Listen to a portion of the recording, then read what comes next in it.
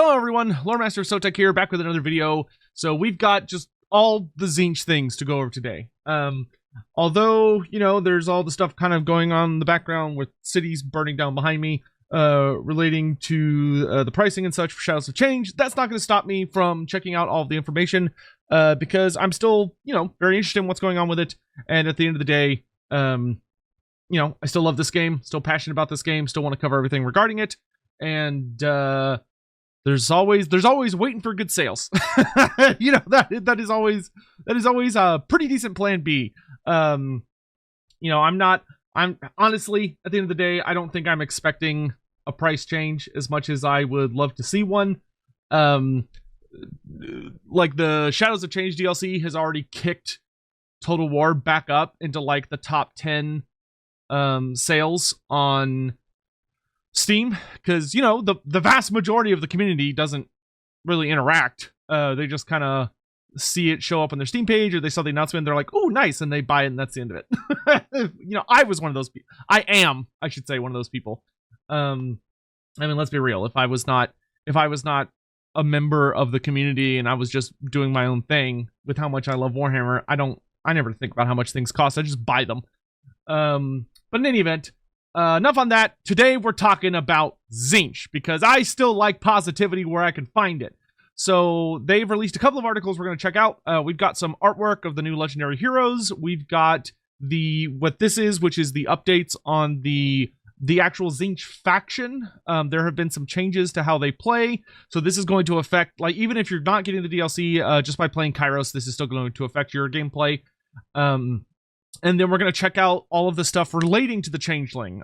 For instance, they put out a video on them. They have an article on them that also includes some stuff about the units. We've got start positions, so all that juicy stuff. So without further ado, let's jump in. We're going to start with the free LC stuff, and then we'll work our way into the DLC. So, changing of the ways.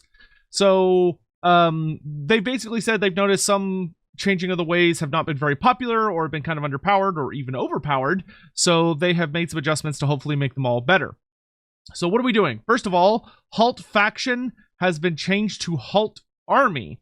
And as the name would suggest, it targets a single army. We felt that Halt Faction was too strong, and we believe this tweak will help bring it in line with the other changing of the ways actions. I like this a lot. Halt Faction was absolute horseshit. It was grossly overpowered for the player, first of all, but it was even worse when it was put in the AI's hands. Because, like, they ended up having to pretty much force in some changes where, like, the AI couldn't target the player, or, like, removing it as an option from the AI because people were so easily frustrated by it, when you would just lose an entire turn because the AI would just decide to throw a rotten egg directly into your face. Which, you know, was honestly kind of hilarious, to be honest. But a lot of people didn't appreciate it, so I think changing it to halting a single army is significantly more fair, and I am okay with the AI having that level of power.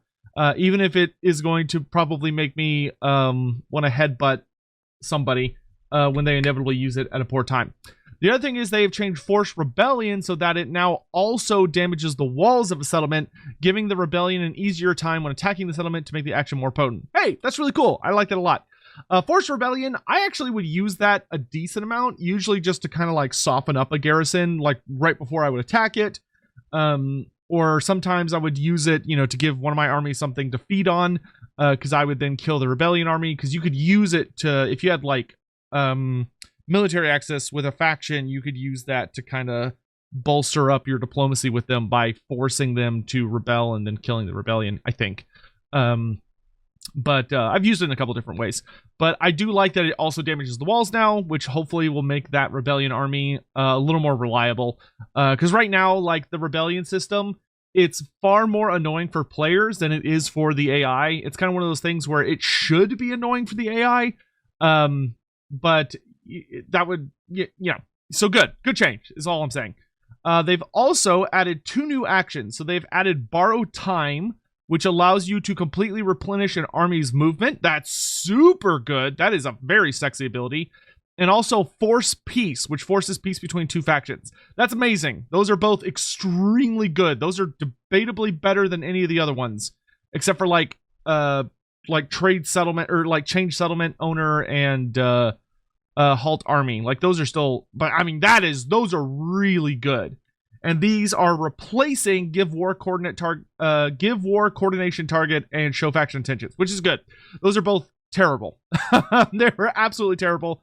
I don't think they ever really worked the way that they meant to work. They just weren't that great. I really wish the war coordination target was so much better than it was. You know, there are times that I really wish that, you know, it's kind of like, even if they made it where becoming a military ally was maybe harder than it has been, it would be so nice if by giving a war coordination target, the AI would like literally be guaranteed to go do something about it. Because that's when it's, you know, that's when it's kind of at its like meh, is that you just don't know what the AI's priority is. So you're like, hey, let's attack this together. Then they don't get involved. Or you're like, hey, you should come save me and attack this army. And like, I shouldn't say they don't. Sometimes they do. Like, I've actually had reasonable success at getting the AI to help me with various things or attack something that I want them to deal with. But it's not always successful, which can be frustrating. Winds of Magic Manipulation. All right. Okay, so they're just... How are they changing this? When changing the strength of the Winds of Magic in a province, the effect that becomes active are now clearly shown. This could, for example, be a building effect that increases in potency. We've also made it clear how much the player can change the strength level. For example, after decreasing one area, another area can be increased, and this now has been made much clearer. Okay, cool. I look forward to seeing that. I actually, although I do agree that it could use better communication of what exactly is happening, as far as like all the details, I do really like the Winds of Magic manipulation system. When I would play Kairos or Village, I use this aggressively. So I do think it's a very good power, but it could use some more, you know, efficient communication. So that's good. All right, moving on to the next thing we have. We've got the artwork for Echoed Hellbrass, and he looks so good. He looks so good. Oh my god, like you could tell he's definitely old fantasy in a lot of ways, but it looks like they have fixed his proportions. His hands are still absolutely massive, which makes me laugh. But he's kind of that almost ridiculous, very gaudy old style. I love the way he looks. He looks absolutely amazing. I cannot wait to see all of his animations. He even has his goofy ass back banner, even though you can't see the top of it in this image. You can see it in the Shadows of Change reveal trailer, but he looks awesome. I'm very, very pleased. He's got like I'm very happy to see Tzeentch is getting a full-on melee character. Echoed Hellbrass is not a wizard. He's literally just a fighter. Like, he just runs in and kicks the shit out of people. He can't use spells, traditionally. So, I am excited that Tzeentch is finally going to be getting a pure melee character.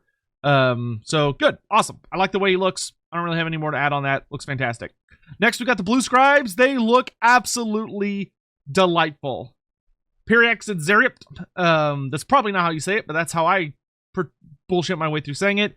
They look incredibly delightful. I'm really, really curious to see what all lores they're going to have available to them, but their design is fantastic. I couldn't be more pleased. So, now we're moving on to a video. So this is the Changeling showcase for Shadows of Change. Without further ado, let's just get into it so we can get going. I have not watched this yet. This is shorter than the Chaos Dwarf versions. The Chaos Dwarf versions were awesome, but they were very long. Hopefully they show off all the things. Okay, so there's the Changeling. He's got his staff. We just saw Toddy pass by. Good old Boris Todbringer. I do like that these are little movies. Did he just turn into... What is the worth of mortal life without a little chaos? Oh my god! Costalton just beat the shit out of Toddy. My staff has merely been the carrot, and I am the stick. Let the game begin. Okay, he let in a Mutalith. That's a cool... Okay, that's a very cool opening. That is a super cool... I love that you see the Changeling just blending into a camp.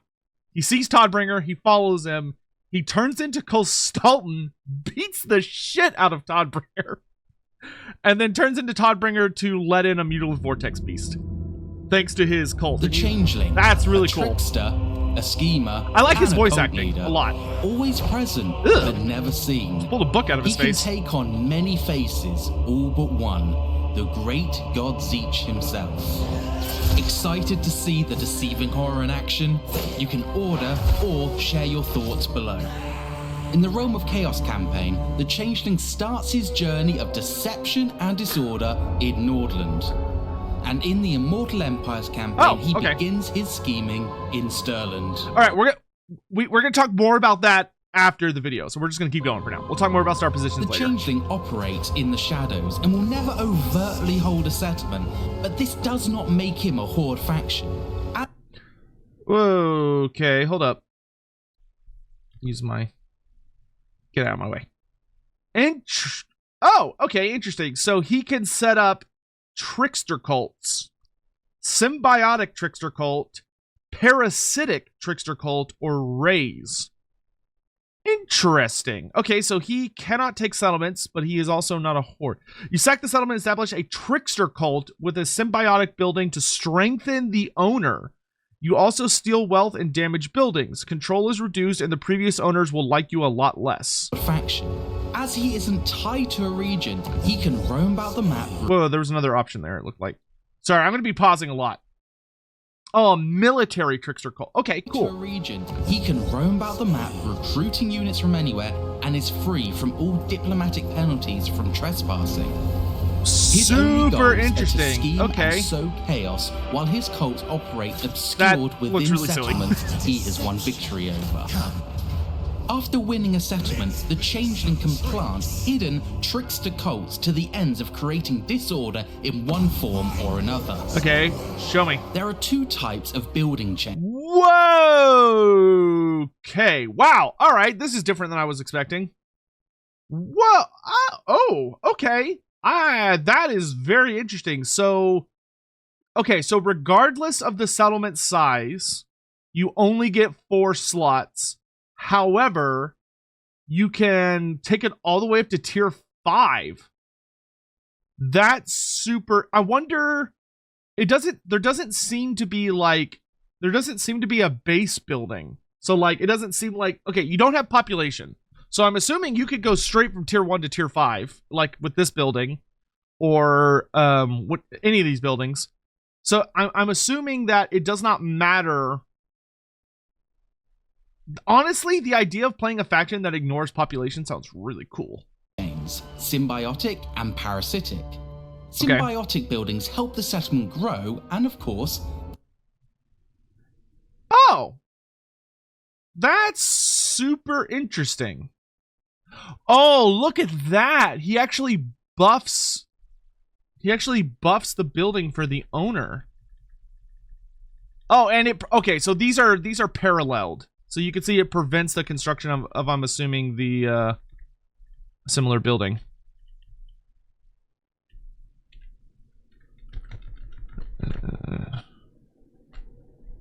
little faster. And parasitic. Symbiotic buildings help. So this one, yeah, this one increases control. That's so interesting, cool. I really, really like that. All right, so that's really interesting. So if you do symbiotic buildings, yeah, look, there's our sweet baby cockatrice. I like that a lot. So you're actually helping the owner. So if it's like a faction that you want to be buddies with, the settlement grow, and of that's course, very cool. This helps the or you just want Changeling them to at be the same succeeding. time. 2% chance to expand. Increases okay. So you have discoverability, so you can get The better a wiped out. settlement does, the better you do. Parasitic buildings, on the other hand, cause damage and destruction, rotting the settlement.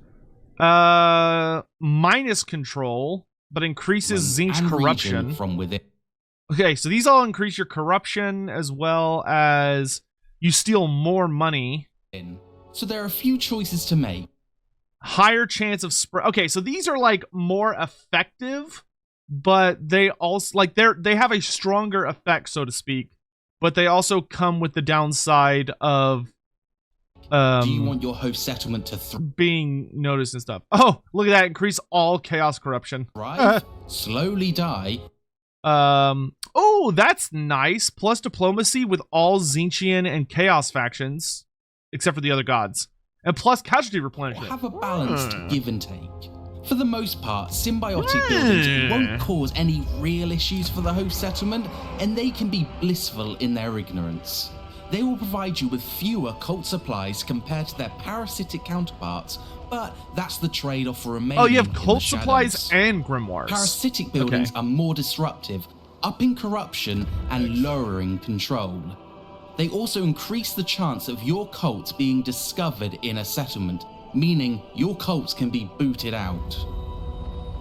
Cool. The Warhammer world is a game board to the Changeling, and everyone in it are his pieces, all unwilling participants in his plots. This is how the Changeling has ultimate victory, by performing the ultimate scheme. But to get there, you need to perform multiple minor and grand schemes. Each theatre of war has its own set of schemes, all with different that's goals. sick! Once you complete a minimum of 3 schemes in a Okay. First of all, this artwork is goofy as shit and like hilarious.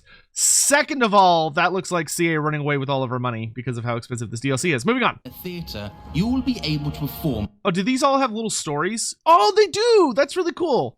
The Lords of the Empire are holding a diplomatic summit, but they seem to have forgotten your invitation. No matter, you will just have to invite yourself and turn these petty nobles against their obviously rotten emperor. A rune. Oh, you can get a rune fang? Whoa, look at that. The Empire's elector counts will descend into civil war, and you gain the form of Echoed Hellbrass. Wow, these are so cool. Each theatre of war has its own Oh set my, of I just want schemes, to read all of with different these. goals. Once you complete a minimum. The so-called Emperor of Man thinks the big castle and mechanical war machines can hold back the forces of chaos. You should show him just how naive he really is. Sack Altdorf or construct a ravaging host. Recruits a steam tank? Oh my good god. You could steal steam tanks? Minimum of 3 schemes. Your first step in any theater should be to sow the seeds of mayhem. Remove the fog of war. Oh, that's sick. So you can see the entirety of the Empire. In a theatre, you will be able. Sylvanian Rift. Raise Tzeentch corruption to 75 in Castle Drakenhof and maintain it for a full turn.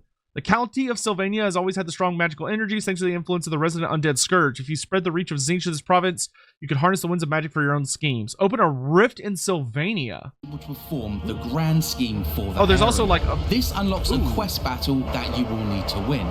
Once Oh, you've lots of quest completed battles. 3 grand schemes, you will be able to unlock these the look really ultimate fun. scheme. Who you fight in this final battle will be determined by which grand scheme you have completed over the course of your campaign. Very cool. God, Mutalisk looks amazing. One of the Changeling's greatest tricks is the ability to become. Oh, look at that. That's sick. All races. Oh, you can just turn into everybody. Oh, you can turn into Gotrek? Okay, so... Oh, that's... So, okay. I'm assuming you could just turn into any named character. Gorich? You can turn into You Gorich? unlock new forms by defeating that lord or hero in battle, specific schemes, or diplomatic alliances. I like that a lot. I like that a lot. So if you get a defense, it sounds like either defensive or military alliance, you could steal a legendary lord's form, kill them in battle, or as we saw with Echoed Hellbrass, complete like certain Once you've missions. chosen which form you wish to take from the lords and heroes you have unlocked, you can transform into them freely in battle, inheriting their strengths and weaknesses. This opens up a huge number nice animation. of tactical options when planning your grand strategy. I feel like turning into and will Scarbrand always is keep your gonna be opponent like guessing. super OP. Comment which lord you would take into battle. To order or There's find out Crom. more about the game, check out the links below. Okay, so this looks like it's the Along with Realm the of Ruin assortment version. of existing units that the Whoa, forces of that's an Tzeentch animation. have, Shadows of Change brings a few more to the Raven Carl Franz Gods just died. roster. The Wherever Emperor these just died. wandering wizards go, magic and carnage is sure to follow. The blue scribes are the Little new thing got away from legendary hero. They look are great. Quick, and have a nasty assortment of spells to send all running. They look very, the very Cockatrice good. is a large single-entity flying monster. Ooh, All that guy- talons, beak, oh. and tail. There is no safe place when this winged monstrosity is around. Great, it vomits. An abomination is all there is to be said for this horror. All okay. magic and muscle, the mutilate vortex beast is the last thing many see. It looks great. It looks The great. Sangor are rampaging, wielding monsters at heart. With Vanguard deployment, they can cause a lot of damage to the enemy. So, the Zongors are probably the only thing that I've seen in the DLC. Like, standalone in the DLC, the Zongors are probably the only thing I've seen so far that I'm not really impressed. Like, they look cool. Don't get me wrong. But, I don't know. I expected more from them. I don't know. This kind of feels like the Doom Knights all over again, where it's like, yeah, they're cool, but it feels like we could have gone a little further with this. Like, I understand, I fully understand that they probably were not allowed to use the Games Workshop version of Zongors. I get that.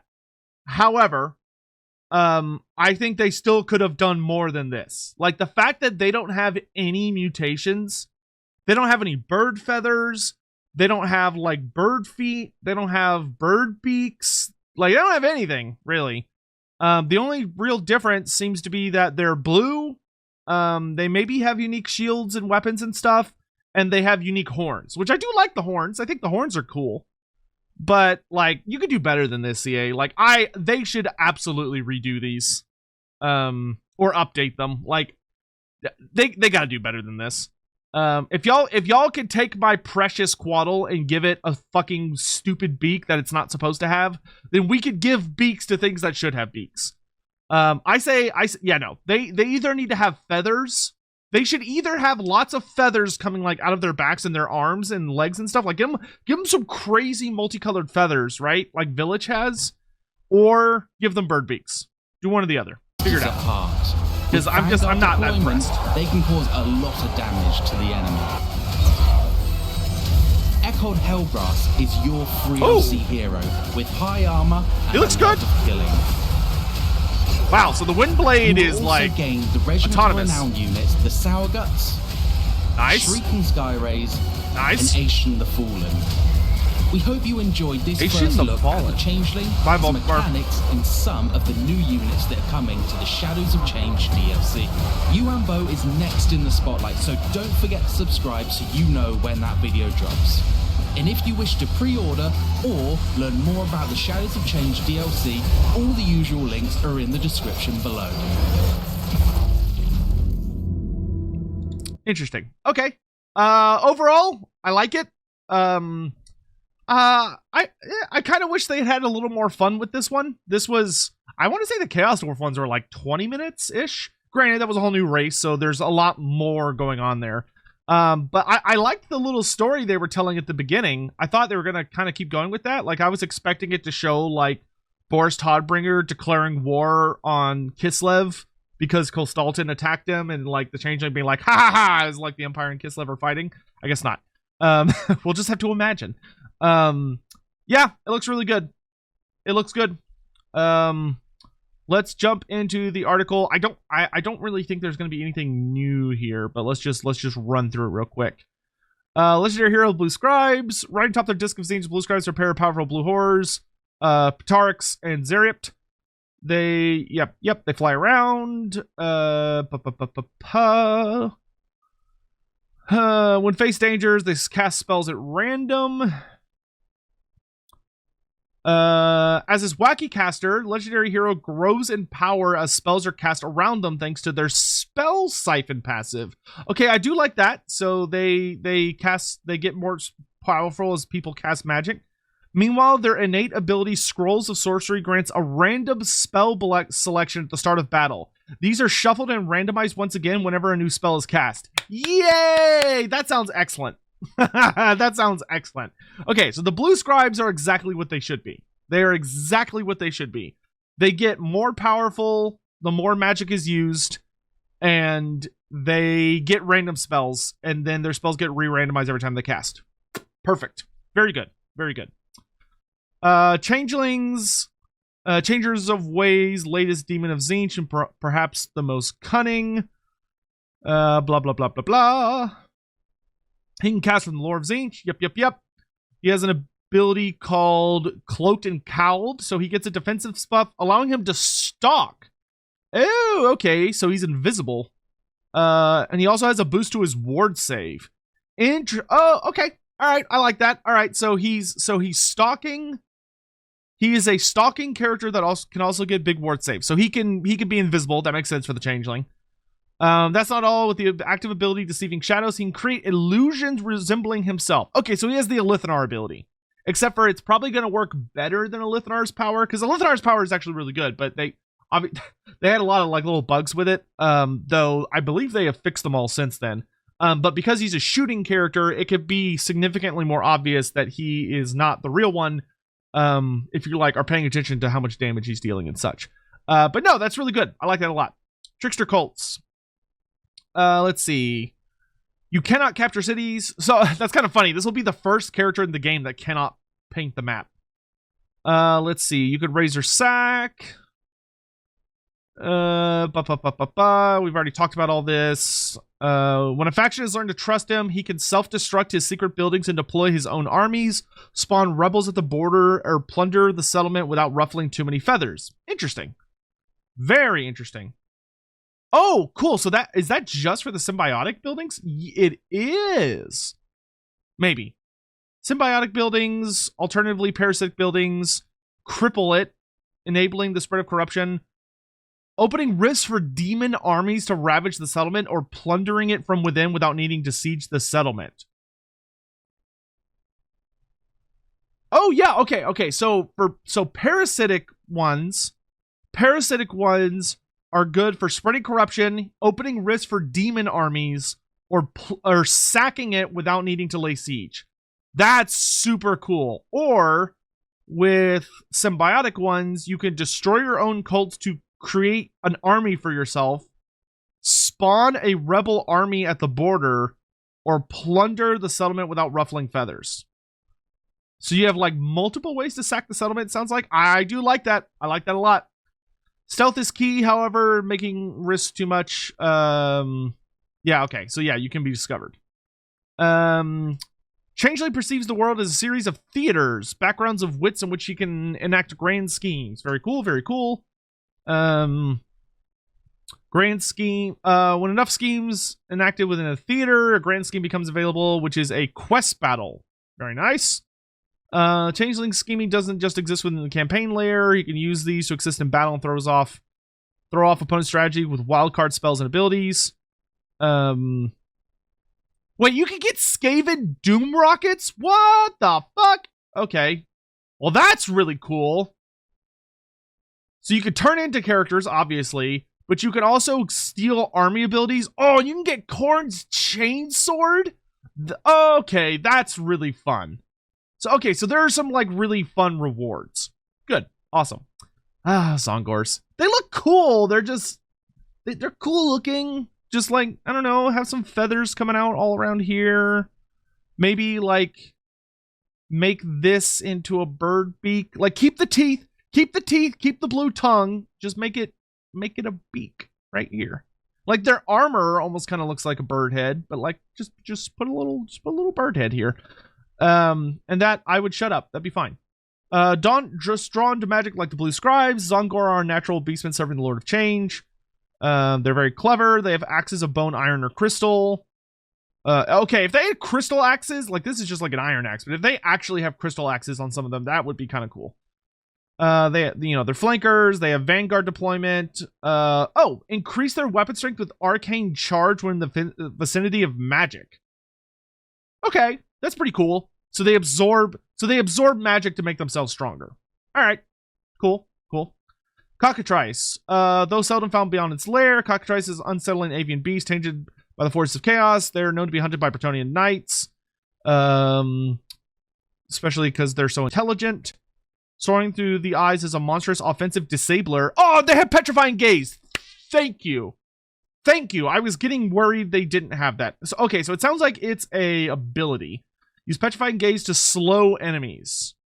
Okay, so it's either so it's probably a passive, but I'm still cool. I'm fine with that. It's in the game. That's all that matters. Right, they have poison attacks because they have acidic vomit and claws. Very cool. Love it.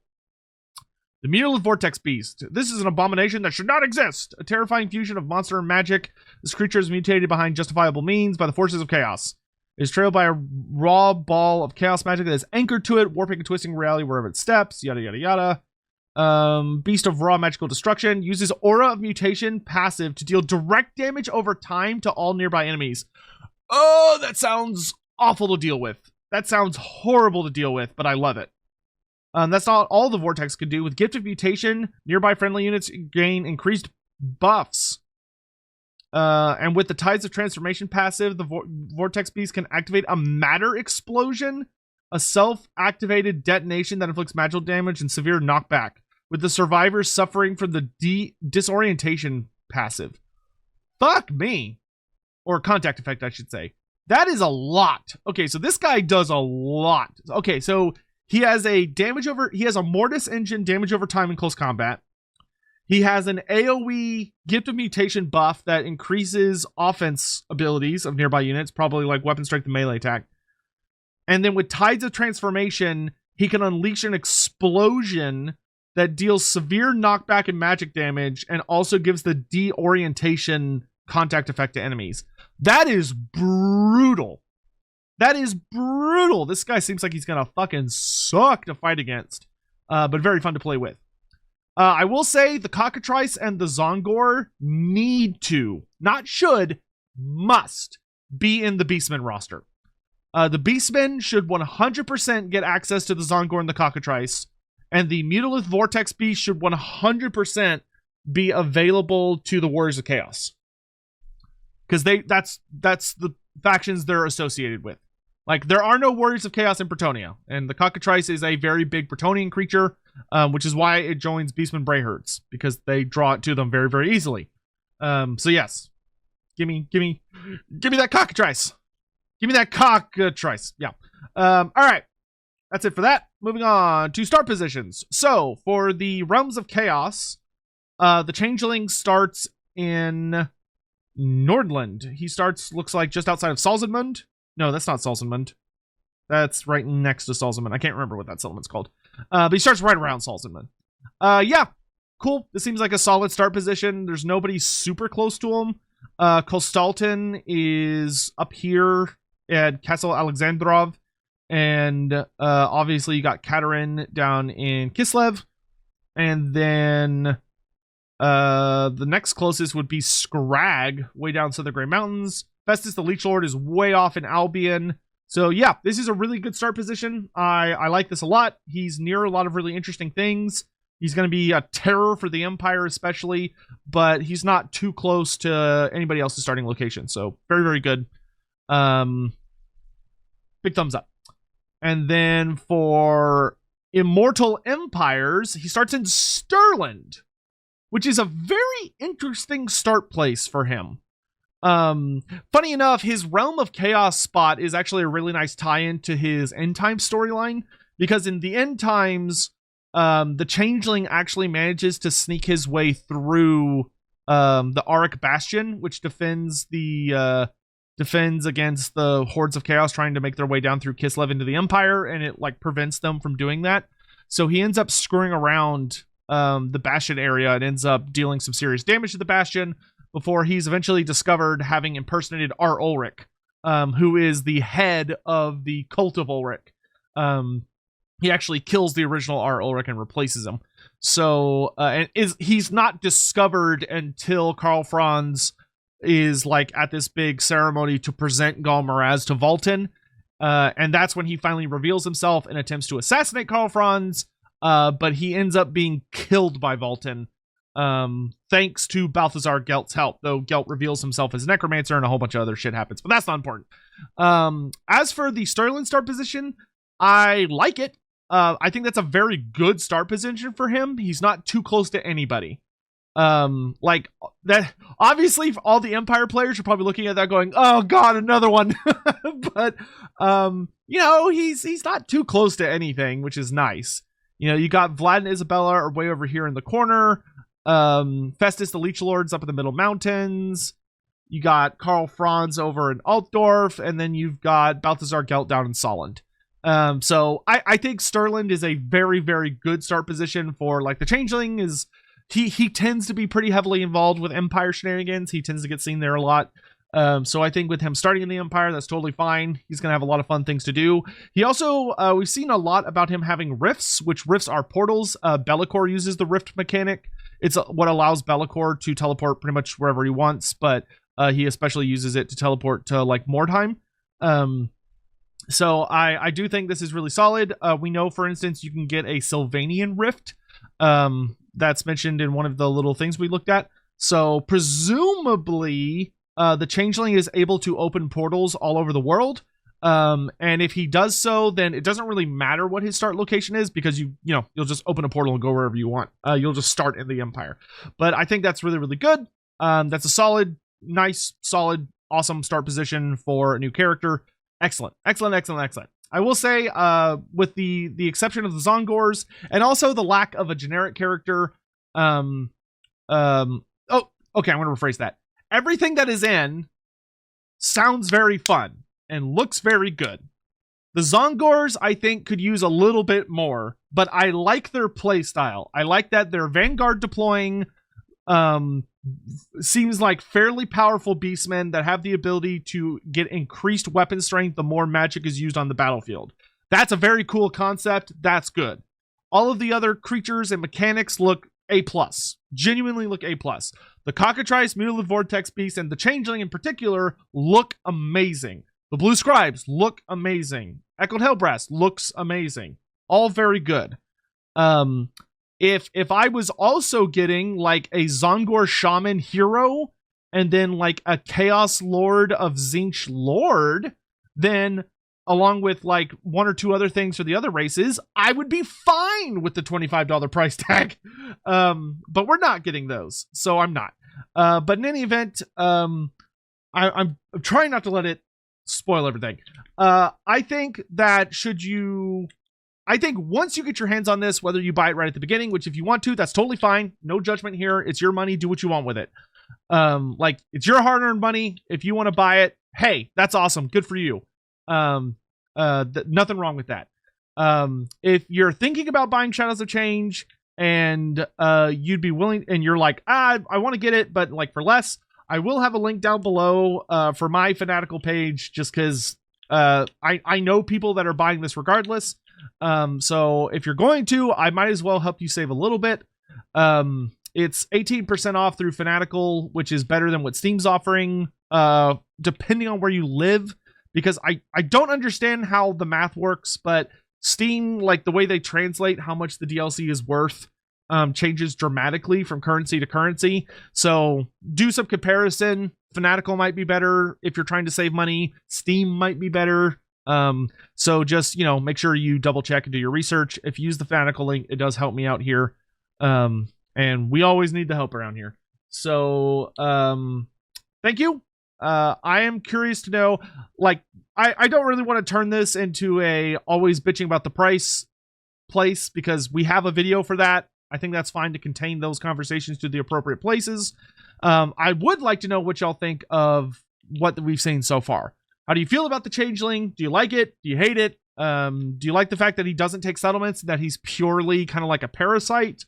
Like, he's literally, his whole thing is that he's just parasiting, though it's just a situation of whether you're going to be a malicious parasite or not. How do you feel about, like, the Blue Scribes and the fact that they did actually get their random spells?